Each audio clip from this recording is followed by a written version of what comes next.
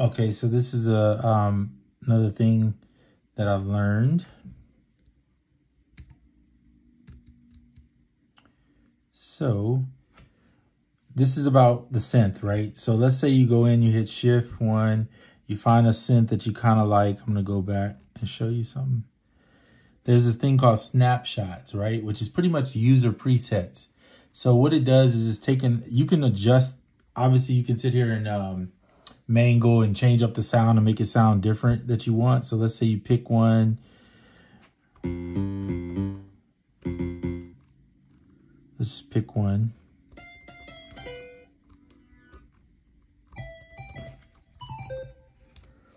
And so you see there have different little things that you can change in the effects, like the envelopes, the LFO stuff, the ADSR.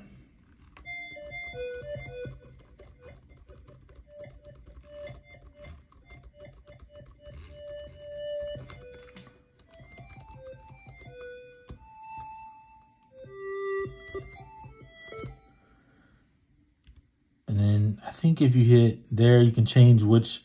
So you could use, like, that's the tremolo LFO. You could use a random. I'm going to put it back on where it was. If you hit here, instead of having a delay on it, you could change it to, like, maybe I want this phone, whatever that is.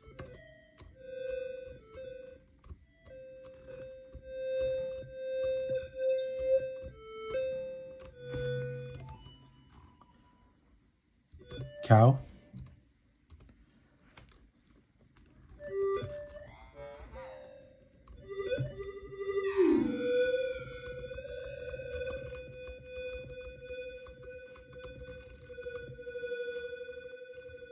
Sounds like a dang telephone.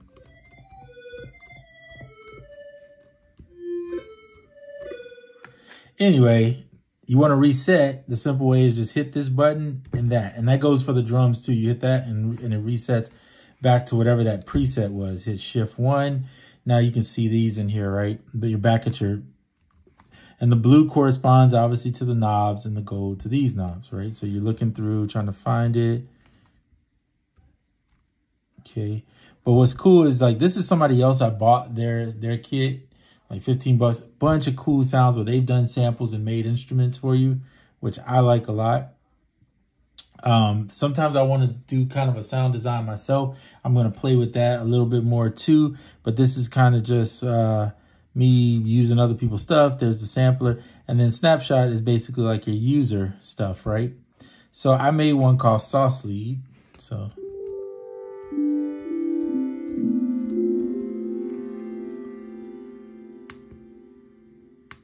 the browser. What did I do with it now?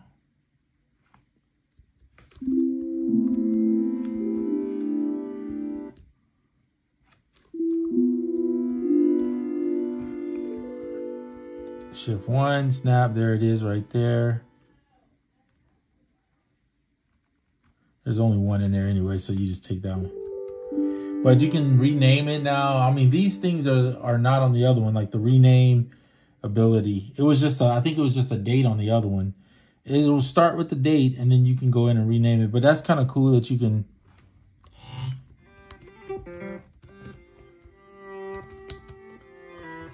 I think the cool factor is building your own stuff. I mean, these sounds are cool and all. If you like them, you like them. But you know they're going to get old quick. But the fact that you can take them and manipulate them and then make your own snapshot of it is what I'm saying. And so the way you do it is hold down these 1 through 8 right here can be presets that you save. So if you want a preset, you find the preset and then press that. And now that preset will be there and memorize it. If you hold it down, it'll save it. So any changes you make, it'll save those changes in a preset. And then you can go back in the snapshot and rename the preset. So that's pretty cool. But yeah, so you can buy them, like I said, and use some of these.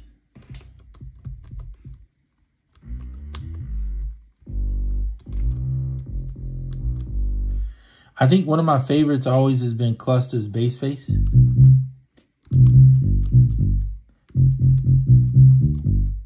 So I'm going to definitely be using some of my, I'm not going to sample my bass. I'm going to sample the ones that have already been sampled, like the Trillion stuff.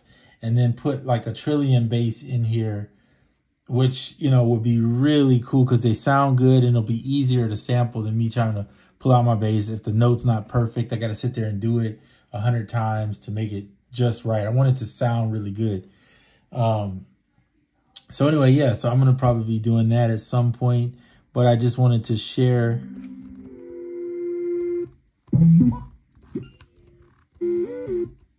Some of this stuff sounds like video games. I love it. So you can sit there and do all that. Okay.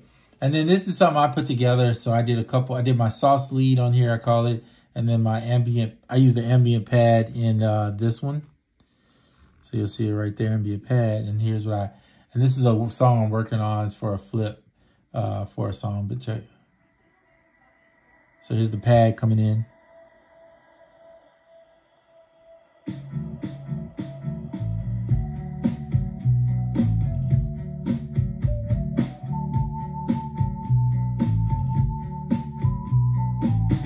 So you're wondering why it's not here.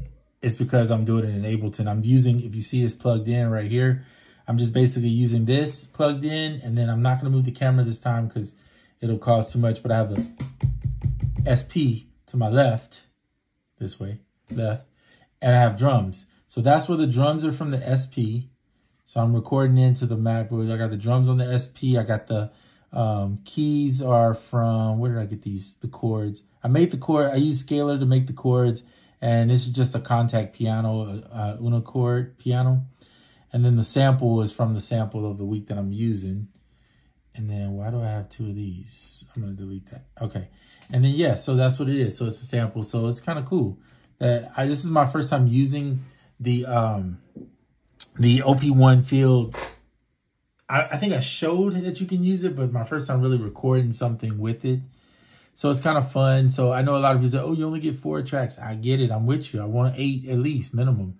But for now, I can use I can do tracks in here. And I've came up with some ideas that I'll talk about later for workflows to maybe enhance the 4 tracks that you have in here.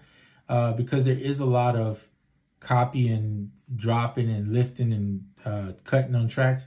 You could technically, if this phone falls, it's going to break my OP-1. So I'm really nervous. I'm trying a different, this is the same same clamp that holds the phone, and I need a new one. So I'm going to be buying that next because I dare not want that thing to fall and break this. This will be, I'll probably have to risk my fingers. No, I'm just kidding. So anyway, yeah, so that's what I'm doing is just figuring out. I want to use the iPhone to record too, but there's some issues right now. I think it has to do with iOS 16. AUM has got some issues too that they're working out where it sees the OP-1 but will not allow you to select it as an input, which is weird. And it'll use the output of it but won't let you use the input. So I'm like, okay. So that's in the works. Hopefully that'll get fixed. And that's on the iPhone for sure. I think it works on the iPad right now only because iPad has not got the update yet. So if you have an OP-1 and you get an update and you use the iPad to record to, do not update to the iOS 16 until they fix that. Or you're going to be sad that you can't, that it won't recognize it. Trust me, I messed up on doing that. But it's on my phone. I'm going to update my phone. I don't use my phone for music all the time. And Koala Works is what I use the most in there anyway. So anyway, yeah, just wanted to show you that. Save presets. If you're going to record in here, that's cool too. But I'm going to be using the SP as well as this. This is more for a synth for me. And cool little, it actually uses my keyboard. So I think I showed that in another video too. So I play in, sometimes just regular play into it. But then these chords that you hear in here, let me play it for you. Let's see if it'll play. Hold on, I'm gonna mute.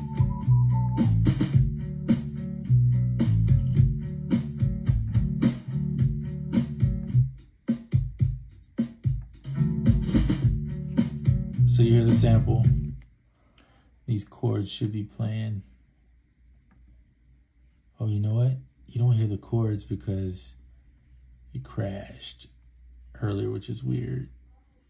Let me put it in. I think this is it. All right, so now you should hear the chords.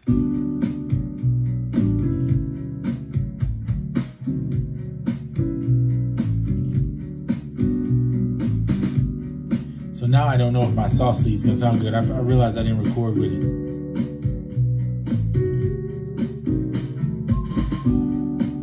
Okay.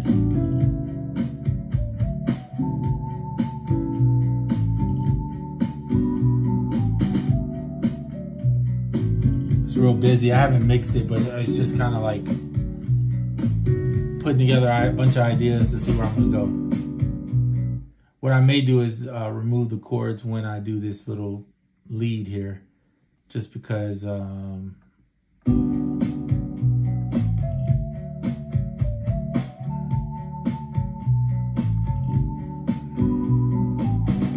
don't know, we'll see. Anyway, I'm making this video longer than it needs to be talking. Yeah, so it's my keyboard. It's kind of like a keyboard, MIDI controller. I'm gonna say synth engine, MIDI controller, as well as you can obviously do the drums in here, which that's gonna be the next thing I mess with. I just wanted to play around with the synths and different sounds in here, start learning how to load things. I need to do drums because I'll show you real quick. So the drums are really cool. So you have D-Box. I think that's been in here the longest. They've added a few more drums, I believe, in here, but I may be wrong because it's been a while since I've had one. I use the vinyl probably the most. I gotta actually make a track for you to better hear it.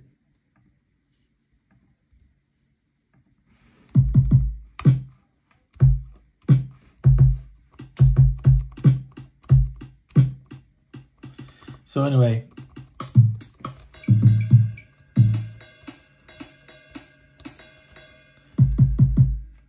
yeah, there's some more drums in here. Let's see. Ooh.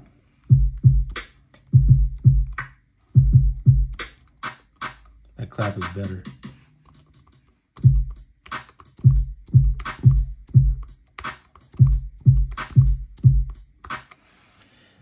Yep. So that's the built-in stuff, right? That then you can in the drum sequence, you can, like, here's a marimba that came with the pack I bought.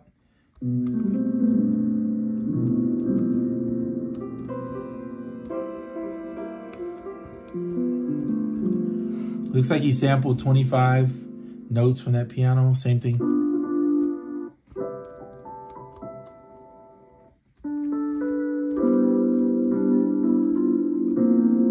Rhodes, pretty cool.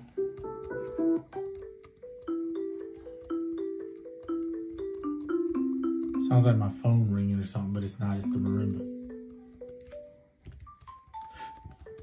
And you can move the pitch up and down. You see that? Octaves, rather. Not pitch, but you can move the octaves up and down. So pretty much that's what I'm doing. So this is fun. This is like, you can literally do everything you want to do with this by itself. Sampling in stuff, using your phone, whatever. You don't need the computer. But when I want to complete a track, I'm going to the computer. It's just until I can get stuff worked out with the iPhone, where with this iOS 16, man, till it can all get kind of worked out with the kinks where the OP-1 can recognize and see it and it works fluidly. It kind of like works in spots and messes up and other stuff. It's iOS. It's not the OP-1, it's iOS. But with the computer, it's flawless, so I don't have any issues with that. And of course, you know the SP is good. So that is what I have for you right now. I am going to get off here. I just wanted to show you that. And yeah, ask me questions if you got them. I'm out.